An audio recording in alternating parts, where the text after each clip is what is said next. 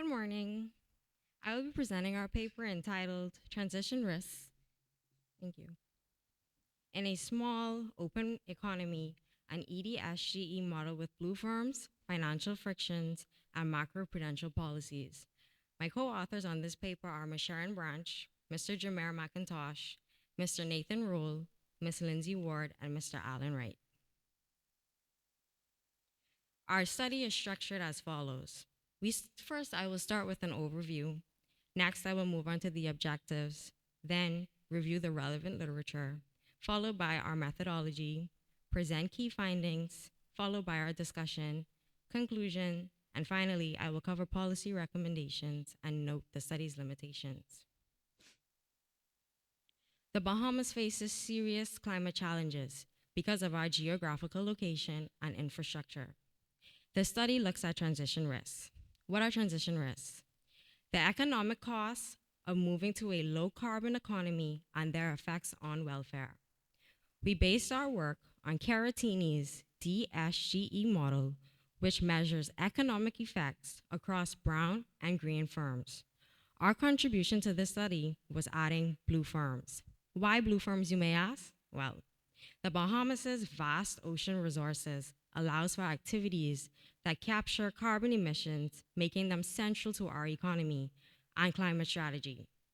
We study how brown firms, which are polluting, green firms, which offer low pollution, and blue firms, which offer carbon capturing, respond to carbon taxes, pollution shocks, and financial policies. Our findings show that blue firms play a key role in easing the risk of transitioning to a low carbon economy. Our objectives. Our study focuses on three key objectives. First, we looked at a climate policy transition risk and ways complementary policies can reduce those risks. Second, we explore macroprudential policy, specifically a tax on bank assets, and how this can stabilize financial dynamics. And finally, we examine blue firms and their potential to lower emissions and help the Bahamas manage climate change impacts. Let's take a look at our literature. We reviewed key studies that have examined climate policy impacts using the DSGE models and identified gaps that our study addressed. For the sake of time, I will only focus on two. First, we took a look at Caratini et al. 2023, which uses a DSGE model to see if climate policy, like a carbon tax, can cause macroeconomic instability and how macroprudential policy can help to mitigate this. Our next study we looked at is Zhu et al. 2024.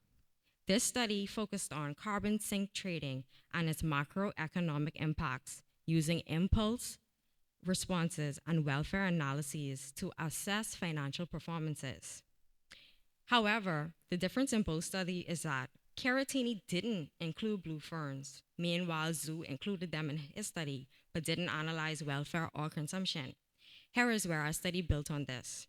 By using a DSGE model tailored to the Bahamian economy, incorporating brown, green, and blue firms, and analyzing welfare impacts. Let's take a look at our methodology. Here is our DSGE model, which includes households and the central bank, and most importantly, the three types of firms, brown, green, and blue. The brown firms rely on energy-intensive polluting production techniques, which negatively impact the environment.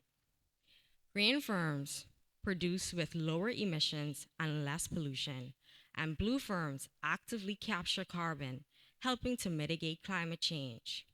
This framework allowed us to study how different firms respond to carbon taxes, financial policies, and economic shocks. Here, this is our baseline DSGE model equation. There are only two types of firms in this equation, brown and green. Brown firms produce carbon emissions as a byproduct, while green firms do not. Both types of firms are modeled using a Cobb-Douglas production function. Here, B stands for brown and G for green. The parameters AB and AG represent the capital shares. KB and KG are the capital stocks, and LB and LG are the labor inputs for each type of firm. Another part of our baseline model is the pollution stock, which captures how brown sector emissions reduce productivity. The pollution stock X moves forward one period and is affected by the decay rate delta. A smaller decay rate means more pollution accumulates. Meanwhile, exogenous world shocks represented by phi also increase the pollution stock. The next part of our equation, we introduce the blue firms. In this study, we modified the baseline DSGE model by including blue firms represented by omega. The pollution stock equation now includes this new variable linked to blue firm output. The higher the omega means the greater efficiency, which reduces local pollution, though global pollution shock phi remains out of our control. We also updated the resource constraints to include blue firms alongside green and brown firms. Another key part of our model is the financial frictions. This allows access to borrowing, which depends on leverage, with spreads widening when leverage is low. That is, when debt relative to output is small. We also consider how pollution affects access to finance and how firms respond to changes in government policy. Next, we introduce macroprudential tools. Since monetary policy in the Bahamas is limited, these tools are more effective as reflected in the spread rule and capital adequacy equations. The spread rule shows that macroprudential policies M penalize brown firms more, increasing their borrowing costs. The higher the risk firms face, higher risk firms face higher loan to value ratios, making M greater than 0 and spreads more detrimental.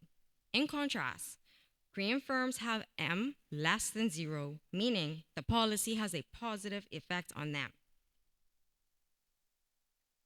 Moving on to our parameters and calibration values. These are the parameters originally used by Caratini. For any economy with brown, green, and blue firms, we can adjust these parameters depending on the context. For our study, we mirrored the Bahamian economy as closely as possible, but without actual firm-level data, we relied on parameters from the US economy. This allows us to model the Bahamian economy realistically, even in the absence of local data. Moving on to our key findings.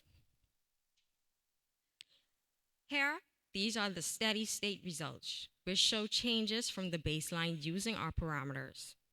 Blue firms continue to grow worldwide, helping moderate emissions. Alone, they boost output Y by 36.46% due to their carbon capturing nature. Financial frictions reduce this by over 10% by adding macroprudential policies that brings a rebound of 1.9%. Blue firms also reduce pollution X by 3.46%, with further reductions of 5.32% when macroprudential policies are included. The highest welfare gain W produced 5.34%. This occurs when financial frictions, macroprudential policies, and blue firms are all combined. Moving on to our impulse responses.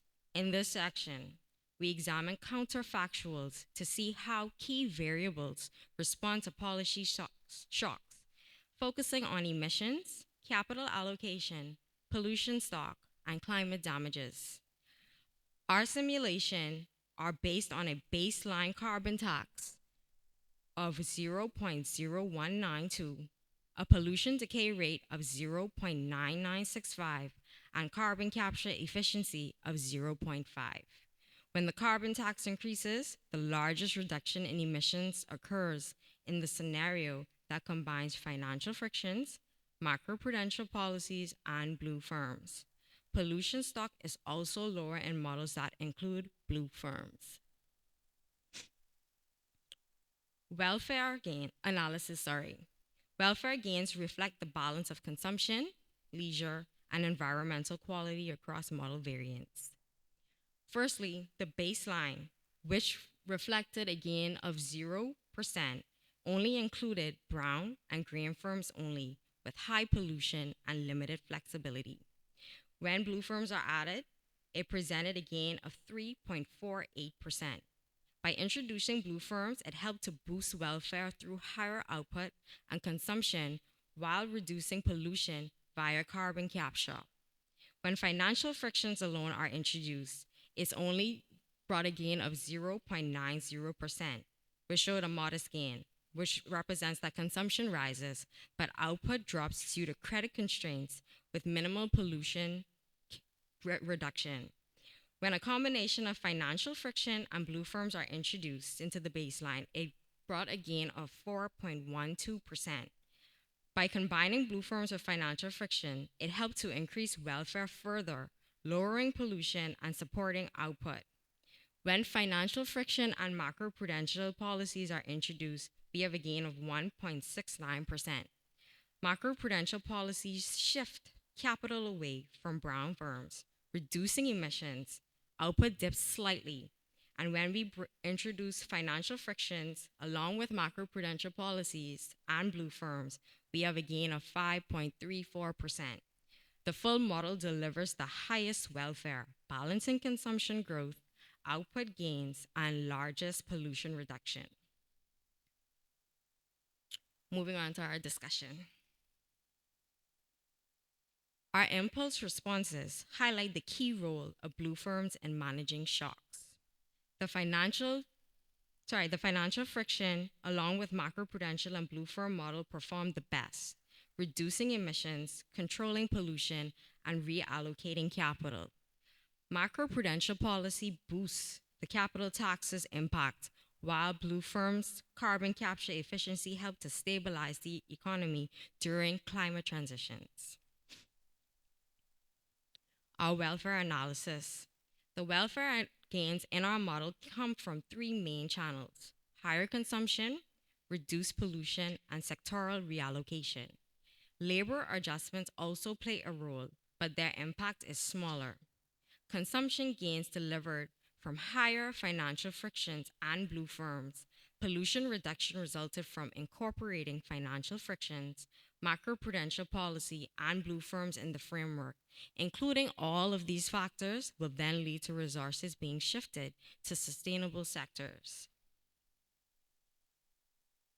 As we conclude, our EDSGE model shows welfare gains up to 5.34% when blue firms, macroprudential policies, and financial frictions are combined. Blue firms help to ease transition costs, and macroprudential tools help to allocate capital efficiently. Moving on to our policy recommendations. We do have some policy recommendations for the economy to combat the effects of climate change. Banks with high exposure to brown assets face greater risks from carbon taxes. Macroprudential policies like taxes on polluting firms or subsidies for ESG compliant firms can reduce these impacts. Encouraging lending to sustainable firms lowers exposure to brown assets. Central banks can also include climate risk in stress tests, as seen in Europe with Banque de France's pilot program. Governments can also issue blue or green bonds to fund sustainable projects or participate in green carbon credit trading, allowing low-emission countries like the Bahamas to monetize their surplus while supporting global emission targets. And lastly, our limitations and extension. Like many studies, we had a few limitations in our research scope. For example, data specific to the Bahamian economy for business cycles, climate externalities, and financial frictions were unavailable at the time of this study. So we relied on US parameters and calibrated key components to reflect local features. We also did not explore financial risks for climate change in this study in depth. Our focus was mainly on physical and transition risks. However, a follow-up study is intended for 2026, which will examine these financial risks in the Bahamas. And I thank you all for your attention to my presentation.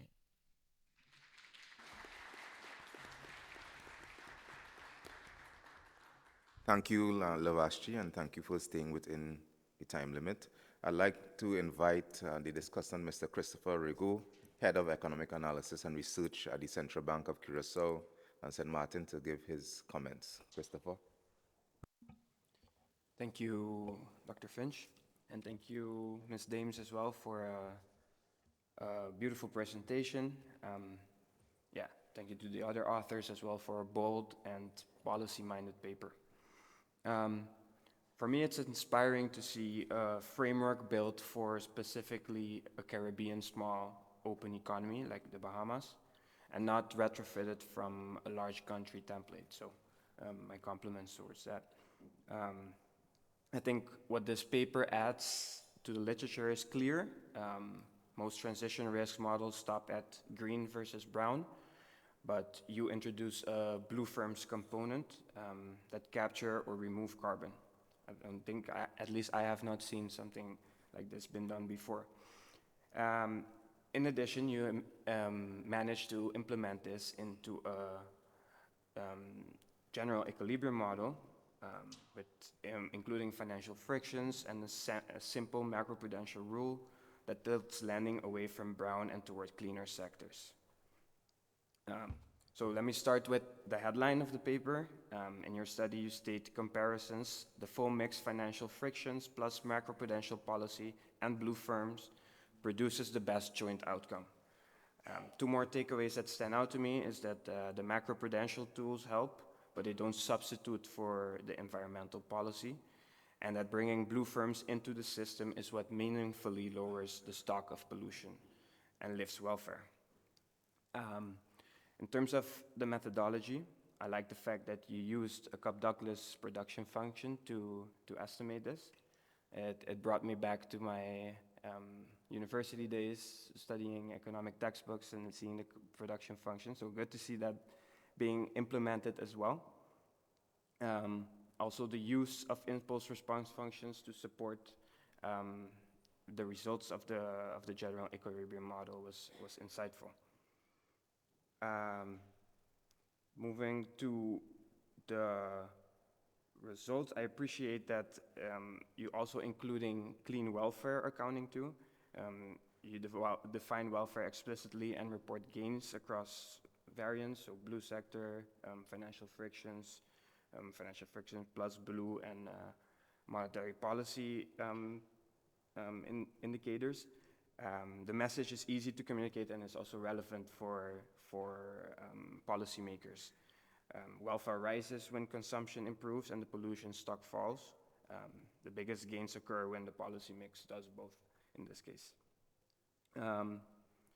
So taking a look, if I could give any feedback on possible enrichment of the paper, is that obviously one of the drawbacks of the general equilibrium model is that it requires a lot of data.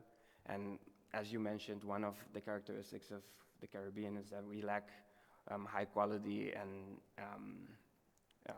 high frequency data.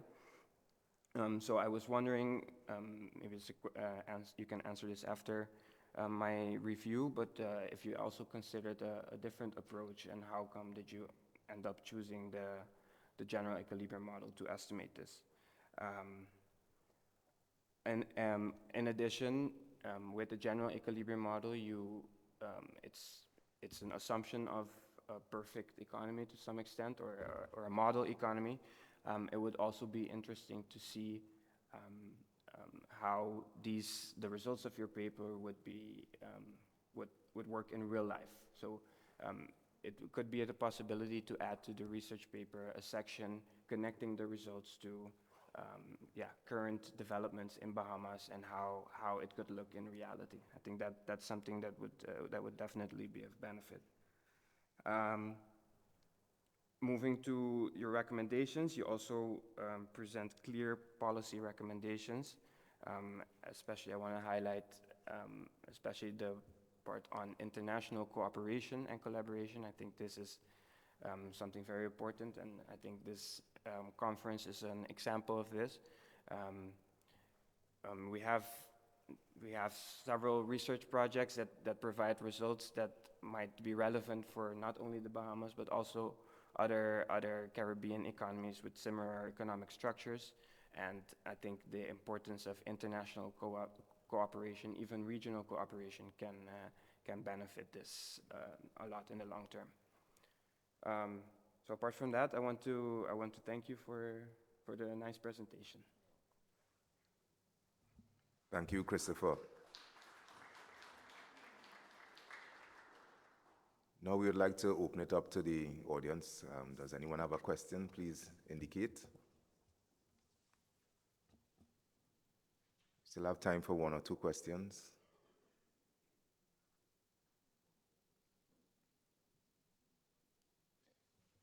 My colleague from Haiti. Thank you. I commend the researcher from the Central America of Barbados for the insightful paper. Very interesting result. We got it. Only the Bahamas. Sorry, I thought she was from Barbados. Yeah. Yeah.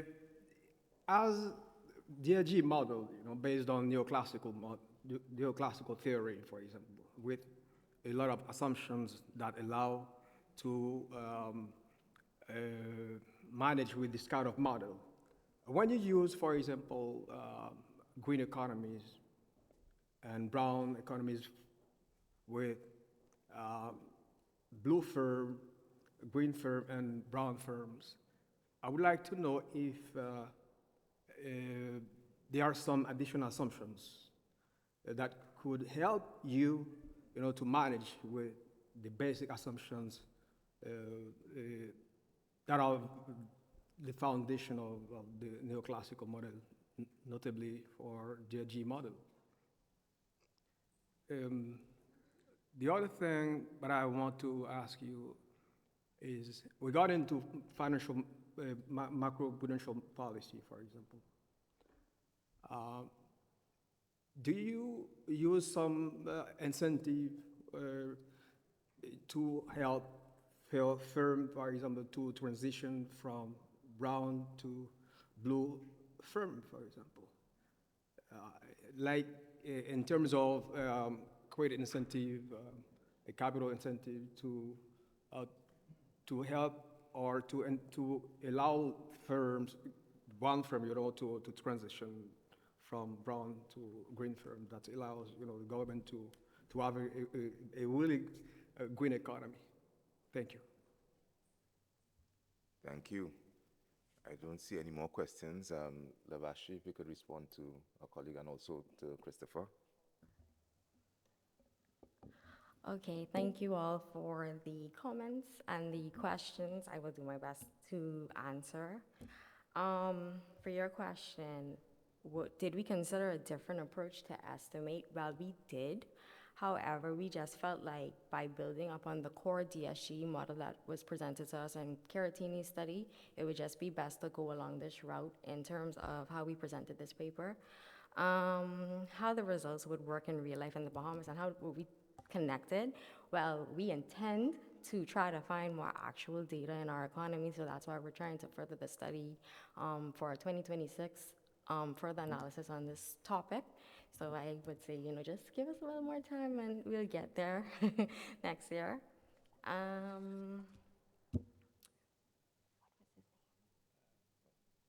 Okay, the question from the presenter from Haiti.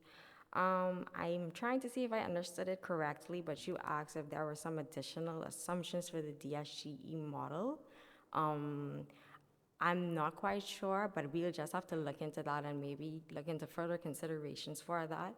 And do we intend to use an incentive to help other firms to transition from brown to blue and capital incentives? Well, we did touch on that on one of the slides that yes, if firms tend to move more to a green firm analysis of as a firm, they will have more leverage in terms of borrowing from banks. So I guess by introducing that, it will help them to want to transition more to the blue firms aspect. But again, it's a work in progress, and we intend to further that in future studies. Thank you, Lavashi. And again, let's give a round of applause to Lavashri for the good presentation. All right. So now I'd like to invite Dr. Rolle Small to take us through the next paper on the macro.